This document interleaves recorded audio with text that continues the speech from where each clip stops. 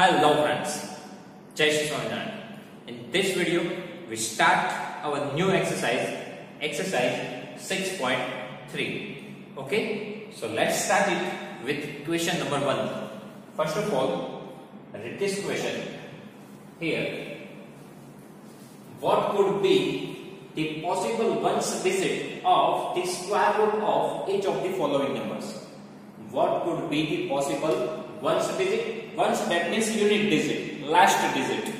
Okay, ones digit that means unit digit, last digit. So what could be the possible ones digit of the square root of each of the following numbers? In exercise 6.1, similar type of question we have, but here it is written square. We need to find the unit digit of square of the following number, right? Here we need to find the unit digit of square root. Okay, in exercise 6.1, we need to find the unit digit of squares. Here we need to find the unit digit of square roots. So both are different. Okay. Now here what we need to do, similar type process we need to do here. First of all, here ones digit, that means if I written 2, 3, then this is called tens digit, right? And this is ones digit. So this is called ones digit, otherwise unit digit, otherwise last digit. All three are same.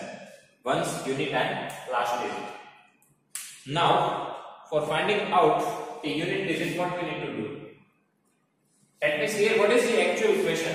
If we find the square root of 9801, then what is the unit digit of our answer? If we find the square root of this number, then what is the unit digit of answer? If we find the square root of this number, then what is the unit of the answer, unit digit of the answer? So for that, first of all, write down 1 square 1, 2 square 4, 3 square 3 3s are 9, 4 square 4 4s are 16, 5 square 5 5s are 25, 6 square 6 6 are 36, 7 square 7 7 are 49, 8 square 8 8 are 64, 9 square 9 9 are 81, 0 square 0. Now this is a squares, right? And this is square root. That means square root of 0, 0, square root of 1, 1, square root of 4, 2, square root of 9, 3, square root of 16, 4, square root of 25, 5, square root of 36, 6, square root of 49, 7, square root of 64, 8, square root of 81, 9. Now these are called the perfect square numbers. So here perfect square number is given to you. What is the possible unit digit? Now if here we have 1, then answer is 1. Okay, if here we have 1, then answer is 9. So if our unit digit is 1, so for square root we have two possibilities, 1 otherwise 9. Okay, here even we need to check the unit digit. Okay, if unit digit is 1, then answer is 9. If unit digit is 1, so answer is 1. So for 1 we have two possibilities, 1 and 9. Now if we have unit digit 4, so our answer is 2. If we have unit digit 4, then here our answer is 8. So for 4 we have two answers, 2 and 8. If we have unit digit 4, so two answers are possible, either 2 otherwise 8. Here we are only checking the unit digit, that's why. Now for 9 even we have two possibilities, 3, 7. Here we have 6, here we have 6, so for 6 we have two possibilities, 4 and 6. And for 5 we have only one possibility, 5. And for 0 we have only one possibility, 0. So we need to find the answers according to that. Now check the first one, 9801. Here we have unit digit 1. So if we find the square root of 1, then two answers are possible, 1 and 9. So here our answer is 1 or 9. Okay, if we find the square root of this number, then two answers are possible, either 1 otherwise 9. Because in square root of 1 we have 1, in square root of 81 we have 9. Okay, now here we have 6. So for 6 we have two possibilities, 4 and 6. So here our answer is 4 otherwise 6. If we find the square root of this number, then our unit digit of our answer, that is 4 otherwise 6. Here we have 1. So again same answers, 1 and 9, 1 otherwise both cannot be possible, right? At a time, unit digit is 1 and 9, both are not possible. That's why we written 1 or 9, not and 9. Okay, now here we have 5, so for 5 we have only one possibility, 5. Okay, so our question 1 is done. After that, now here it means we need to check the unit digit only. If we have the unit digit 1, 2 answers, 1 or 9. For 4, 2 or 8.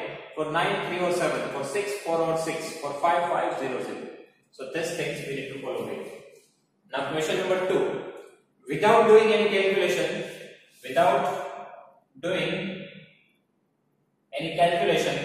find the numbers which are surely not perfect square. Surely not perfect squares. Okay, without doing any calculation, find the numbers which are surely not perfect squares. Now, here we have perfect square numbers. These are called perfect square number. Now check the unit digit of these numbers. Okay, check the unit digit of these numbers. So 1, 4, 9, 6, 5, 6, 9, 4 and 1. Only these possibilities we have, right? Either it can be 1, 4, 9, 6, 5, otherwise 0. But it cannot be other than this number. Okay? So if we have the unit digit like this, then there is the possibility that that number will be the perfect square number. If we have unit digit 2, that means if we talk about 2, 2, 2, 2, here we have unit digit 2. So definitely here we do not have any number which have the unit digit 2. So definitely this is not the perfect square number. Okay, because perfect square number has the unit digit 1, 4, 9, 6 and 5 only. It cannot be 2, otherwise 7. Right? So just write down that line here. Perfect square numbers have the unit digit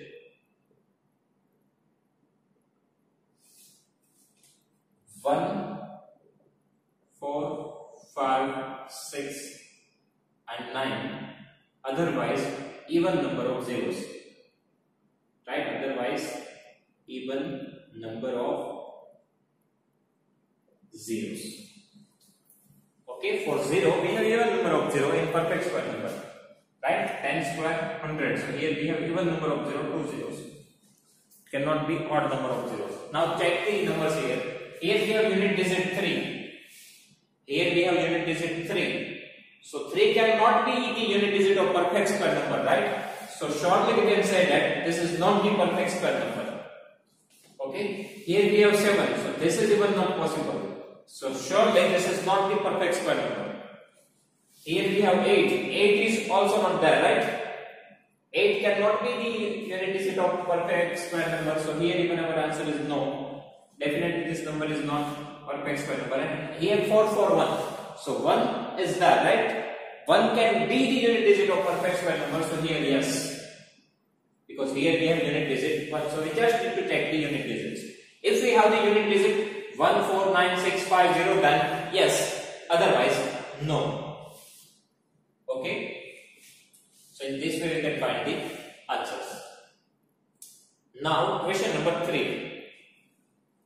This is the first method. Here we learn about the square root. How to find the square root. This is the first method to find out the square root. It is repeated subtraction. Okay. Find the square root of 100 and 169 by the method of repeated subtraction. Okay. We see one property in exercise 6.1 and in our theory part 2. Right. If I say 49. 49 is 7 square, so we can represent this number as the addition of first 7 odd number, right? 1, 3, 5, 7, 9, 11, 1, 2, 3, 4, 5, 6 and 13. Okay? So same property we need to use here in repeated subtraction. Okay? That means continuously we subtract the odd numbers from given number. Continuously we subtract the odd numbers from our original number. Okay, and finally whenever we get the remainder 0, whenever we get the remainder 0, at that time we just count this number. Okay, here just ignore this for 7 square. If we have 49, so for 49 we can represent like this. Okay, after that what I do, I just count the number 1, 2, 3, 4, 5, 6, 7. So definitely this is 7 square. This is the property, right? So same thing we need to apply here. We continuously subtract the odd numbers. Okay, and after that we just count the numbers. Okay, whatever numbers are there, our answer is 7, because square root of 49 is 7. Square root of 49 is 7. How can we know? First of all, represent this 49 is like this. Okay, otherwise you can continuously subtract 1, 3, 5, 7, 9, 11 and 13. Finally you will get the remainder 0. Okay, after that count the numbers. How many numbers are there? So you will get the answer. So same thing we need to apply here. Here first of all we need to find the square root of 100. Okay, now from this 100 continuously subtract the odd numbers. First odd number is 1. 100 minus 1, 99. After that second odd number 3. 96. After that we need to subtract 5. So 91. After that we need to subtract 7. 84. After that we need to subtract 9. 75. After that we need to subtract 11. 64. After that we need to subtract 13. Okay. 51. After that we need to subtract 15. So 36. After that we need to subtract 17. So it's 36 minus 17, 19. And finally 19 minus 19, 0. Okay, so finally we get the remainder 0 here. Okay, so whenever we get the remainder 0, at that time our process is stopped.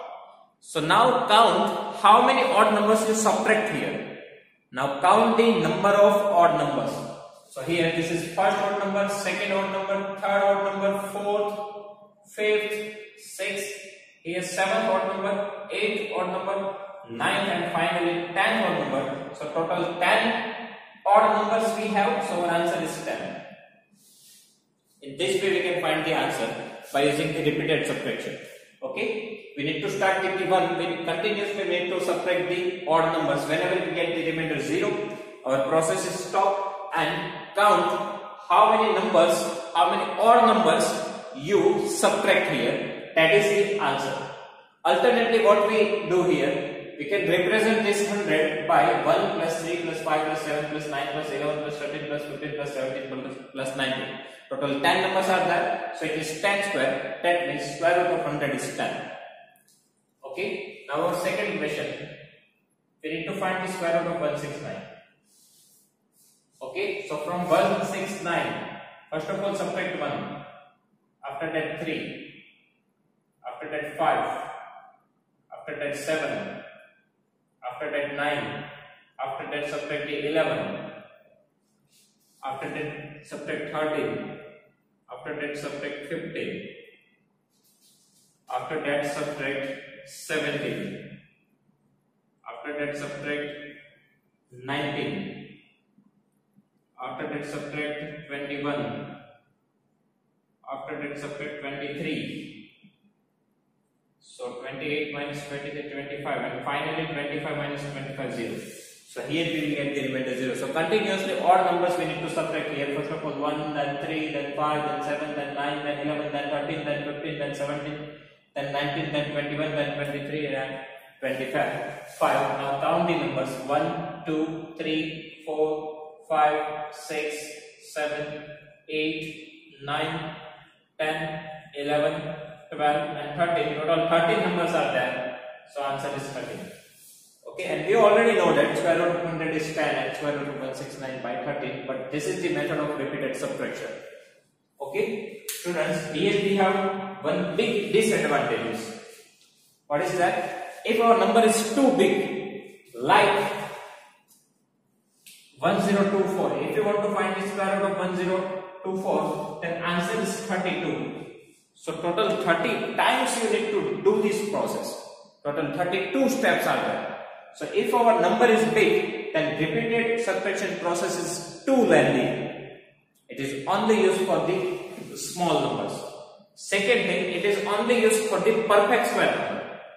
It is only useful for the perfect square number. If I take the number 51, okay, then if you continuously subtract the odd numbers, you will not get the remainder 0. So this method is not applicable to non-perfect square numbers. It is only applicable to perfect square numbers. That means we can find the square root of perfect square numbers only by using this repeated subtraction process. Okay.